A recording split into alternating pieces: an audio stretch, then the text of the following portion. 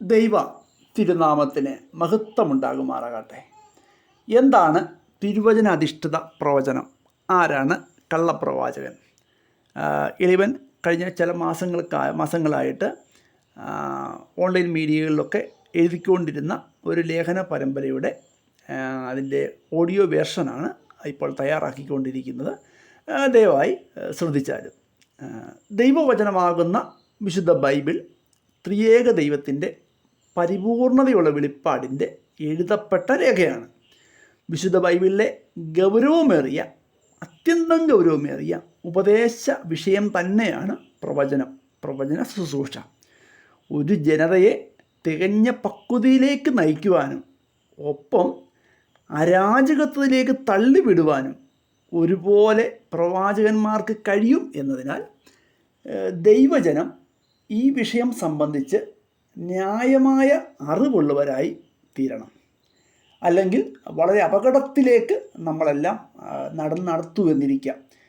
പൂർണ്ണമായും ഈ വിഷയത്തെപ്പറ്റി ബൈബിൾ എന്ത് ഉപദേശിക്കുന്നു എന്ന് ലളിതമായ ഭാഷയിൽ വിശദീകരിക്കുവാൻ വേണ്ടിയാണ് ഇളയവൻ ആഗ്രഹിക്കുന്നത്.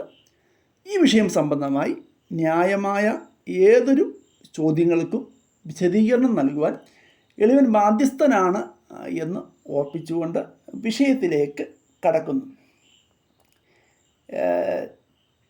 തിരുവചനത്തിലെ ഏറ്റവും അപകടകരമായ ശുശ്രൂഷയാണ് പ്രവചന ശുശ്രൂഷ എന്ന് വേണമെങ്കിൽ പറയാം. ദൈവവചനത്തിലെ ഏറ്റവും അപകടകരമായ ശുശ്രൂഷയാണ് പ്രവചന ശുശ്രൂഷ എന്ന് പറയാം. അതിൻ്റെ വിശദീകരണങ്ങൾ തുടർന്നുള്ള അധ്യായങ്ങളിലൊക്കെ നമുക്ക് ചിന്തിക്കാവുന്നതാണ്. ദൈവവചനമാകുന്ന വിശുദ്ധ ബൈബിൾ അടിസ്ഥാനപരമായി ഒരു പ്രവചന ഗ്രന്ഥം തന്നെയാണ്. ദൈവം ചരിത്രം മുൻകൂട്ടി എഴുതിയിട്ട് അതിന് പ്രവചനമെന്ന് പേരിട്ടു എന്ന് നമുക്ക് പറയുവാൻ സാധിക്കും. മനുഷ്യകുലത്തിൻ്റെ വീണ്ടെടുപ്പിൻ്റെ ചരിത്രം ആരംഭിക്കുന്നത് തന്നെ പ്രവചനത്തോടു കൂടിയാണ്. ഉൽപ്പത്തി പുസ്തകം 3-ാം അധ്യായം 15-ാം വാക്യം മനുഷ്യൻ്റെ ആ വീഴ്ചയ്ക്ക് ശേഷം രക്ഷകനെ പറ്റിയുള്ളൊരു വാഗ്ദത്തം കൊടുക്കുന്നൊരു ഭാഗമാണത്. ഞാൻ നിനക്കും സ്ത്രീക്കും നിൻ്റെ സന്തതിക്കും അവളുടെ സന്തതിക്കും തമ്മിൽ ശത്രുത്വം ഉണ്ടാക്കും, അവൻ നിൻ്റെ തല തകർക്കും, നീ അവൻ്റെ കുതികാൽ തകർക്കും. രക്ഷകനെ പറ്റിയുള്ള ഒരു പ്രതീക്ഷ നൽകുന്ന ആദ്യത്തെ വാഗ്ദത്തമെന്ന് പറയാവുന്ന ഒരു കാര്യമാണ് ഇത്. തുടർന്ന് പ്രത്യക്ഷമായിട്ടും പരോക്ഷമായിട്ടും ആയിരക്കണക്കിന് പ്രവചനങ്ങൾ വിശുദ്ധ ബൈബിളിൽ കാണുവാൻ കഴിയും. അത് ലോകരക്ഷകനായ യേശു ക്രിസ്തുവിൻ്റെ വരവിനോട് ബന്ധപ്പെട്ടുള്ള പ്രവചനങ്ങളുണ്ട്. ലോകരാജാക്കന്മാരെ പറ്റിയുണ്ട്. ഭാവിയിൽ നടക്കുവാൻ പോകുന്ന ലോക സംഭവങ്ങളെ പറ്റിയുണ്ട്. ഭാവിയിലെ ദൈവീയ കർമ്മ പരിപാടി ഭാവികാല നിത്യതയോളം വരുന്ന ദൈവീയ കർമ്മ പരിപാടിയെ പറ്റിയുള്ള പ്രവചനങ്ങളുണ്ട്. അങ്ങനെ ആയിരക്കണക്കിന് പ്രവചനങ്ങൾ ഈ വിശുദ്ധ ബൈബിളിൽ കാണുവാൻ കഴിയും. എന്നാൽ തിരുവെഴുത്തിലെ പ്രവചനം ഒരിക്കലും ഒരു സ്വന്തമായ ഇഷ്ടപ്രകാരം ഉളവായതല്ല. സ്വന്തമായ ഇഷ്ടപ്രകാരം ആർക്കും പ്രവചിക്കുവാൻ സാധ്യമല്ല. ഈ വിഷയത്തെപ്പറ്റി ബൈബിൾ എന്തു പറയുന്നു എന്ന് നോക്കി അതുപോലെ മാത്രമേ പ്രവചിക്കാൻ കഴിയൂ. 2 പത്രോസ് 1-ാം അധ്യായം 20-21 വാക്യങ്ങൾ. 2 പത്രോസ് 1-ാം അധ്യായം 20-21 വാക്യങ്ങൾ അത് വായിക്കാം. പ്രവചനം ഒരിക്കലും മനുഷ്യൻ്റെ ഇഷ്ടത്താൽ വന്നതല്ല, ദൈവകൽപ്പനയാൽ മനുഷ്യൻ പരിശുദ്ധാത്മ നിയോഗം പ്രാപിച്ചിട്ട് സംസാരിച്ചതത്രേ. ദൈവകൽപ്പനയാൽ മനുഷ്യർ പരിശുദ്ധാത്മ നിയോഗം പ്രാപിച്ചിട്ട് സംസാരിച്ചതത്രേ. ഇതാണ് ആ വാക്യം എന്ന് പറഞ്ഞാൽ സ്വന്തം ഇഷ്ടപ്രകാരം പ്രവചിക്കുവാൻ ആർക്കും അവകാശം ഇല്ല. അല്പം കൂടി ഞാൻ അതിനെ ലളിതവൽക്കരിച്ച് പറഞ്ഞാൽ ഒരു സംഭവം നടക്കുന്നു. ഒരു മാധ്യമ പ്രവർത്തകൻ അത് കണ്ടിട്ട് തൻ്റെതായ ഒരു വേർഷനിൽ അത് റിപ്പോർട്ട് ചെയ്യുന്നു.